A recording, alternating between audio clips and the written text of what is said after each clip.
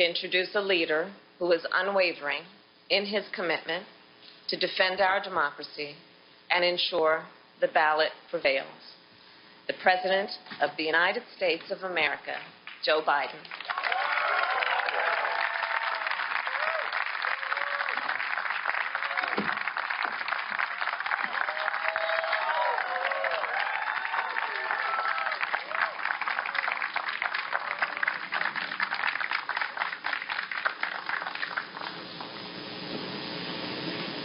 In our lives, in the lives of our nation, life of our nation, there are moments so stark that they divide all that came before and everything that followed. They stop time. They rip away the trivial from the essential. And they force us to confront hard truths about ourselves, about our institutions, and about our democracy. In the words of Scripture, they remind us to hate evil, love good, and establish justice in the gate. Last week, President Harris and I stood in the United States Capitol to observe one of those before and after moments in American history. January 6th insurrection on the citadel of our democracy.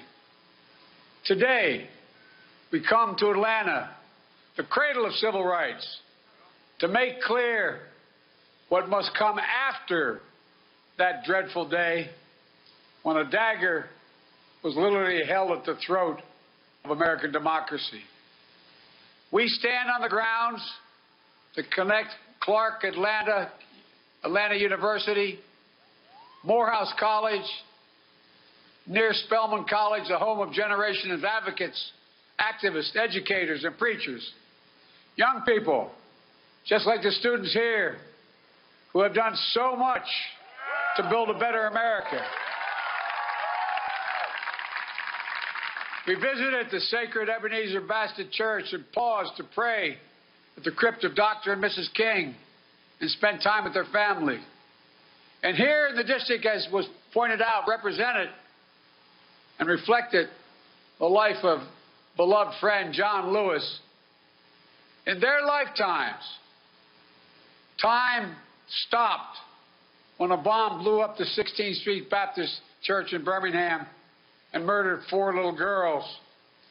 They stopped when John and many others seeking justice were beaten and bloodied while crossing the bridge at Selma, named after the Grand Dragon of the Ku Klux Klan.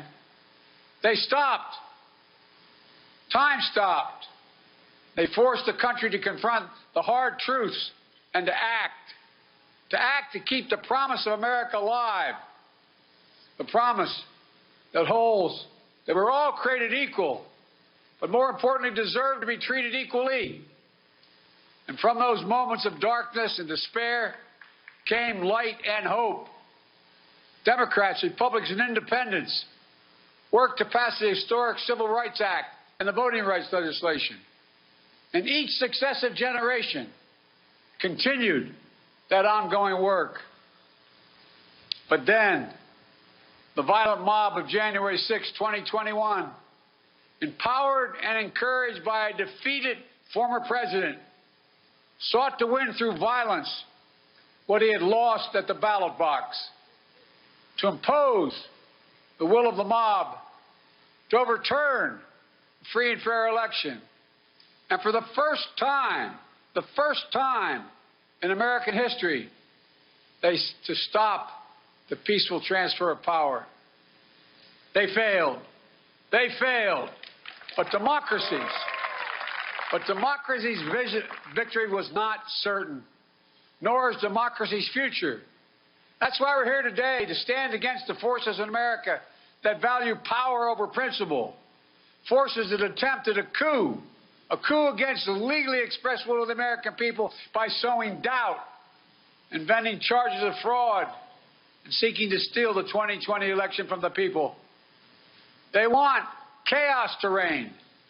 We want the people to rule. Let me be clear. This is not about me or Vice President Harris or our party. It's about all of us. It's about the people. It's about America. Hear me plainly. The battle for the soul of America is not over.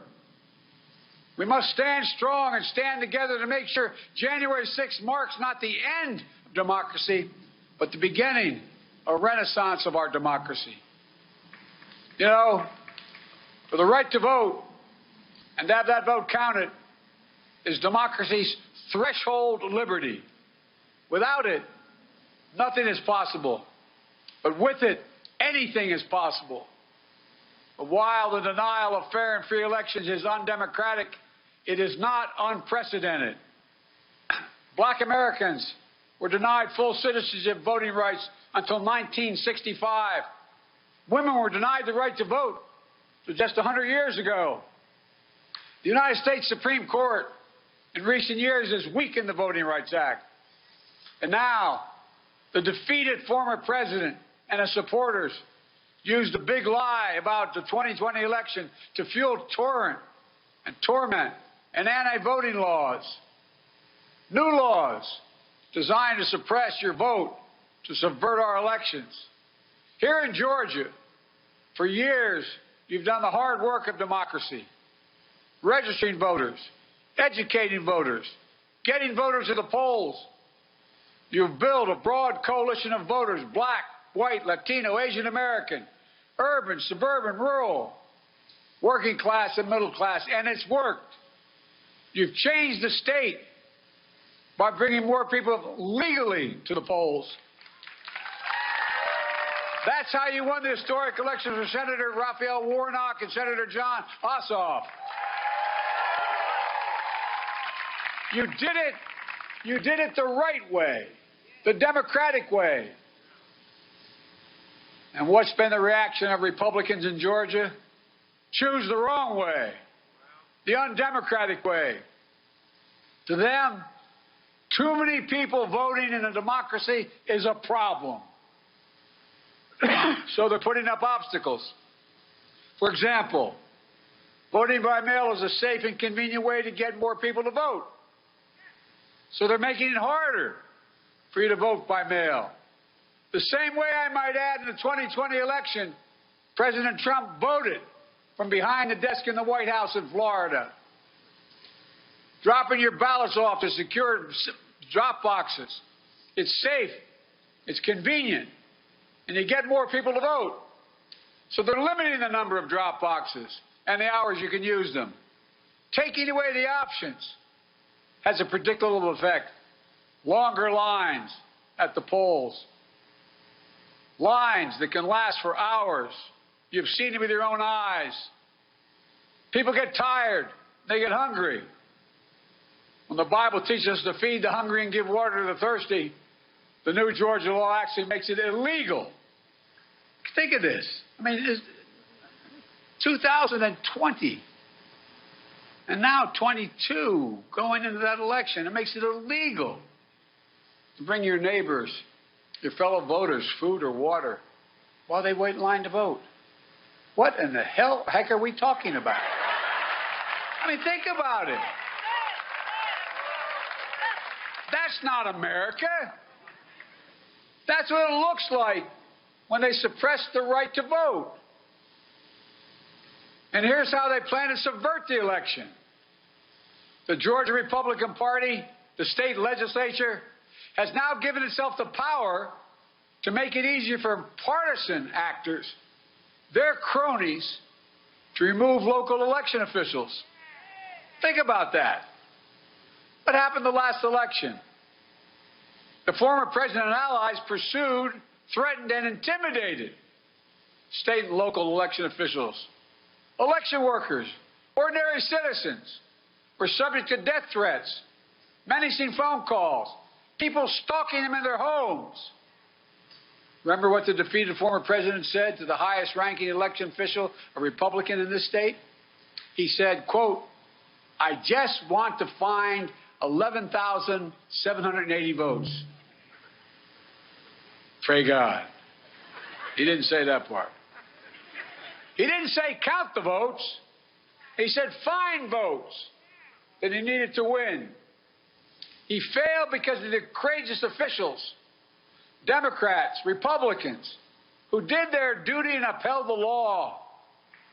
But with this new law in Georgia, his loyalists will be placed in charge of state elections. What is that going to mean?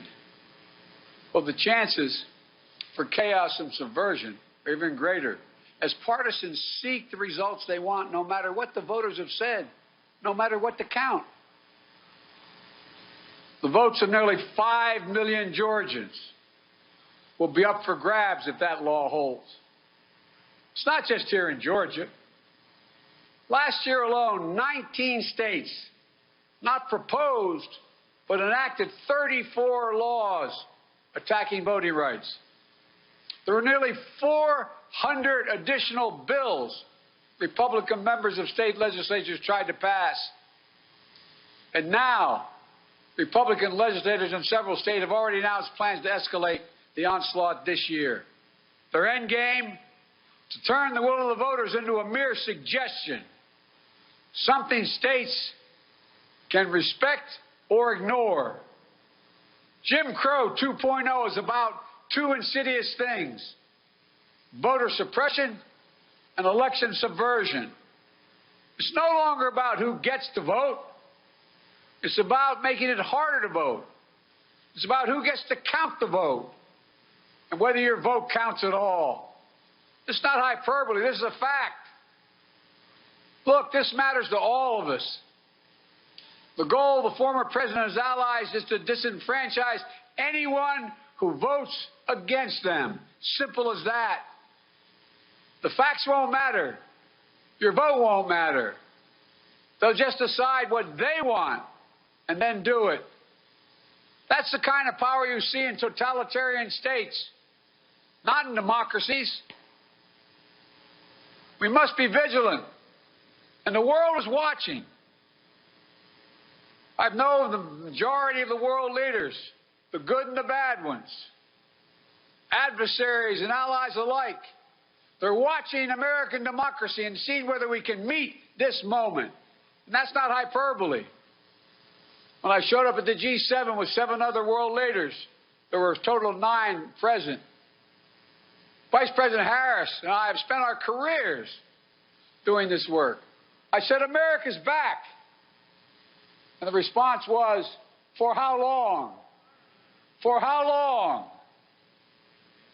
As someone who's worked in foreign policy my whole life, I never thought I would ever hear our allies say something like that. Over the past year, we've directed federal agencies to promote access to voting, led by the Vice President. We've appointed top civil rights advocates to help the U.S. Department of Justice, which has doubled its voting rights enforcement staff.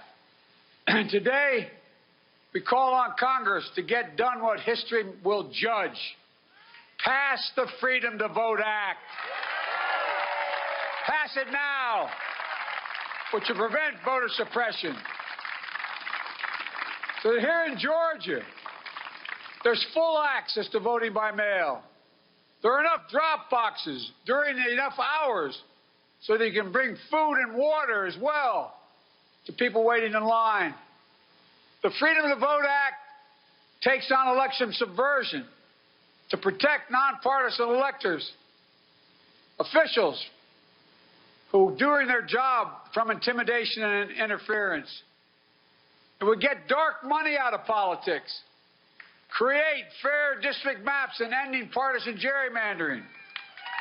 Look, it's also time to pass the John Lewis Voting Rights Advancement Act.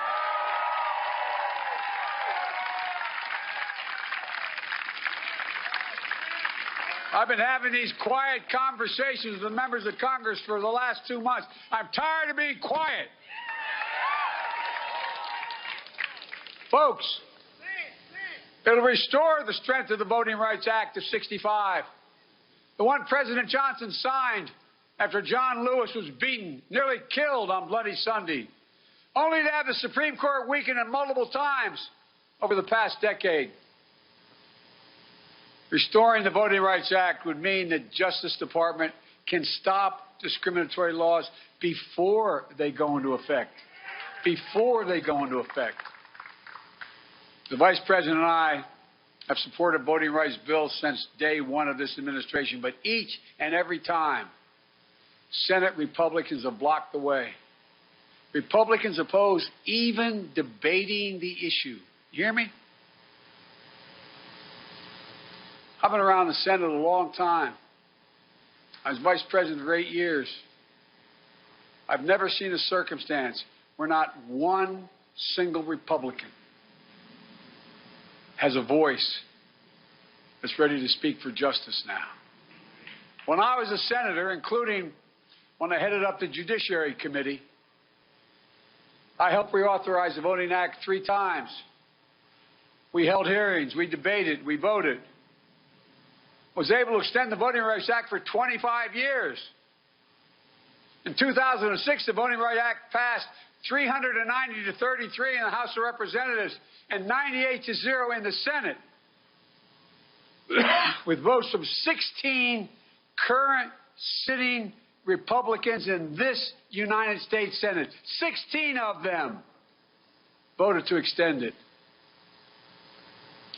The last year I was chairman, some of my friends sitting down here will tell you, Strom Thurmond voted to extend the Voting Rights Act.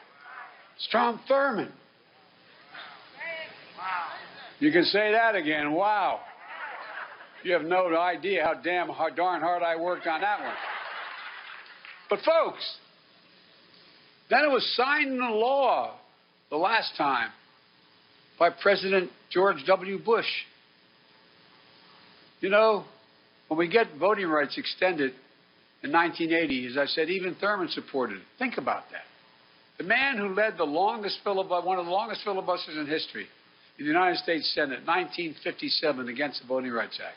The man who led and sided with old Southern bulls in the United States Senate to perpetuate segregation in this nation. Even Strom Thurmond came to support voting rights. But Republicans today can't and won't. Not a single Republican has displayed the courage to stand up to a defeated president to protect America's right to vote. Not one. Not one. We have 50-50 in the United States Senate. That means we have 51 presidents. You all think I'm kidding. I've been pretty good at working with senators my career. But, man, when you got 51 presidents, it gets harder. Any one can change the outcome. Sadly, the United States Senate, designed to be the world's greatest deliberative body, has been rendered a shell of its former self. Gives me no satisfaction in saying that as an institutionalist, as a man who was honored to serve in the Senate. But as an institutionalist, I believe the threat to our democracy is so grave that we must find a way to pass these voting rights bills. Debate them, vote, let the majority prevail. And if that bare minimum is blocked, we have no option but to change the Senate rules, including getting rid of the filibuster for this.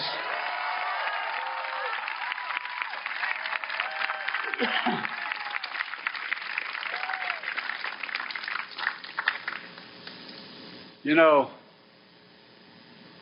last year, if I'm not mistaken, the filibuster was used 154 times. The filibuster has been used to generate compromise in the past, promote some bipartisanship, but it's also used to obstruct, including especially obstruct civil rights and voting rights. And when it was used, senators traditionally used to have to stand and speak at their desk for however long it took. And sometimes it took hours. And when they sat down, if no one immediately stood up, anyone could call for a vote or the debate ended. But that doesn't happen today. Senators no longer even have to speak one word. Filibuster is not used by Republicans to bring the Senate together, but to pull it further apart. Filibusters are weaponized and abused. While the state legislative assaults on voting rights is simple, all you need in your House and Senate is a pure majority. In the United States Senate, it takes a supermajority, 60 votes, even to get a vote, instead of 50 to protect the right to vote. State legislators can pass anti-voting laws with simple majorities.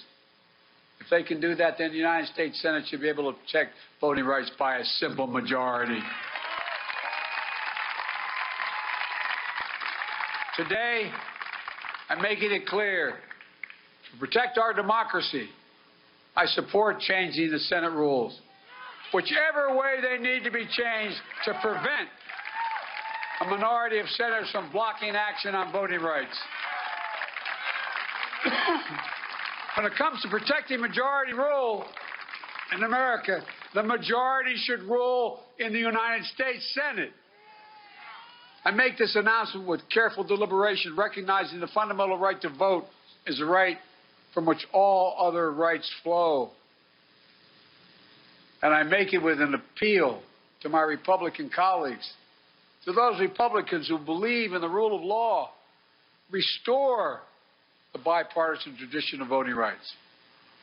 People who restored it, who abided by it in the past, were Richard Nixon, Gerald Ford, Ronald Reagan, George H.W. Bush, George W. Bush. They all supported the Voting Rights Act.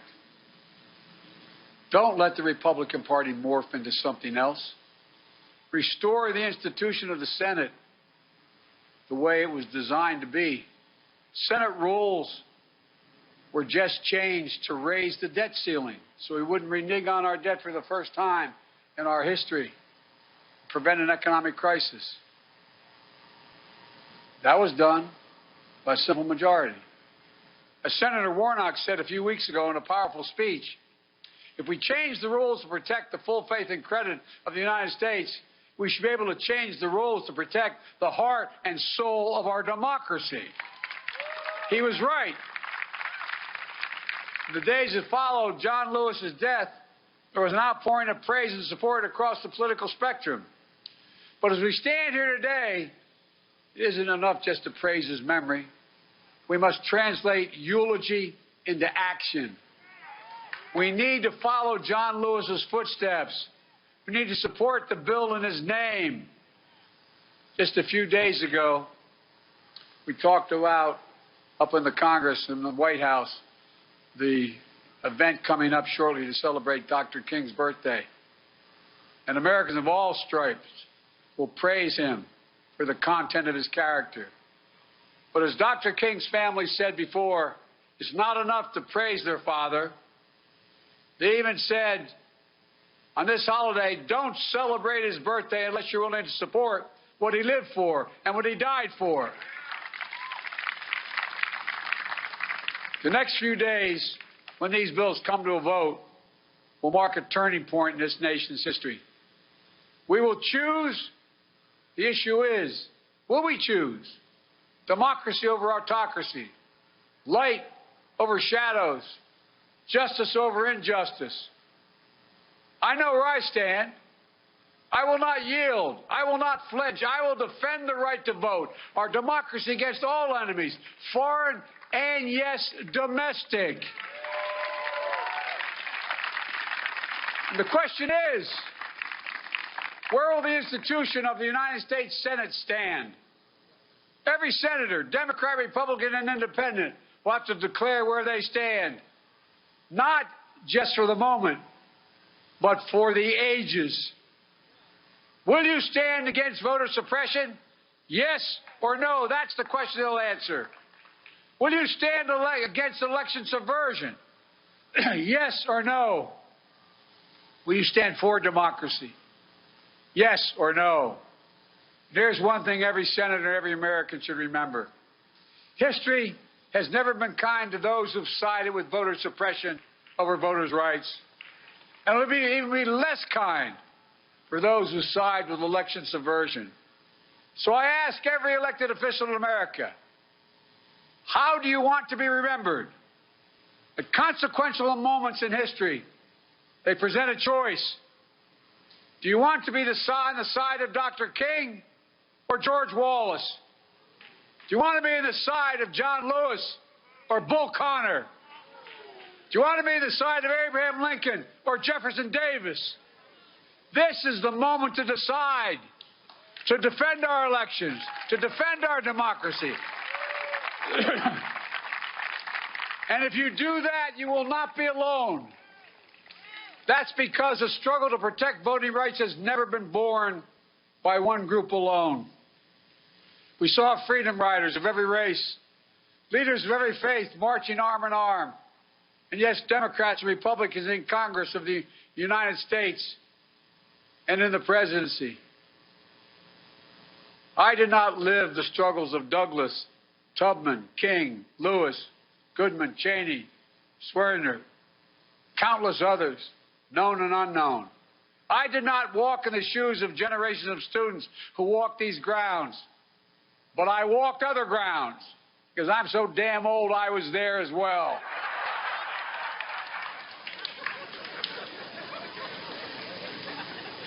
They think I'm kidding, man. Seems like yesterday, the first time I got arrested. Anyway. But their struggles here, they were the ones that opened my eyes as a high school student in the late 50s and early 60s. They got me more engaged in the work of my life. And what we're talking about today is rooted in the very idea of America. The idea that Annelle Ponder, who graduated from Clark Atlanta, captured in a single word. She was a teacher and a librarian who was also an unyielding champion of voting rights. In 1963, when I was just starting college and university, after registering voters in Mississippi, she was pulled off a bus, arrested and jailed, where she was brutally beaten. In her cell, next to her, was Fannie Lou Hamer, who described the beating this way, and I quote, "I could hear the sounds of the licks and the horrible screams. They beat her. I don't know for how long. And after a while, she began to pray and ask God to have mercy on those people." Annelle Ponder's friends visited her the next day. Her face was badly swollen. She could hardly talk. But she managed to whisper one word: freedom. Freedom. The only word she whispered. After nearly 250 years since our founding, that singular idea still echoes, but it's up to all of us to make sure it never fades, especially the students here, your generation, that just started voting, as there are those who are trying to take away that vote you just started to be able to exercise. But the giants we honor today were your age when they made clear who we must be as a nation. Not a joke. Think about it. In the early 60s, they were sitting where you're sitting. They were you. And like them, you give me much hope for the future. Before and after in our lives, in the life of this nation, democracy is who we are, who we must be, now and forever. So let's stand in this breach together. Let's love good. Establish justice in the gate. And remember, as I said, this is one of those defining moments in American history. Each of those who vote will be remembered by class after class in the 50s and 60s, the 2050s and 60s. Each one of the members of the Senate is going to be judged by history on where they stood before the vote and where they stood after the vote. There's no escape. So let's get back to work. As my grandfather Finney used to say every time I walked out the door in Scranton, he'd say, "Joey, keep the faith." Then he'd say, "No, Joey, spread it. Let's spread the faith and get this done. May God bless you all, and may God protect the sacred right to vote. Thank you. I mean it. Let's go get this done. Thank you.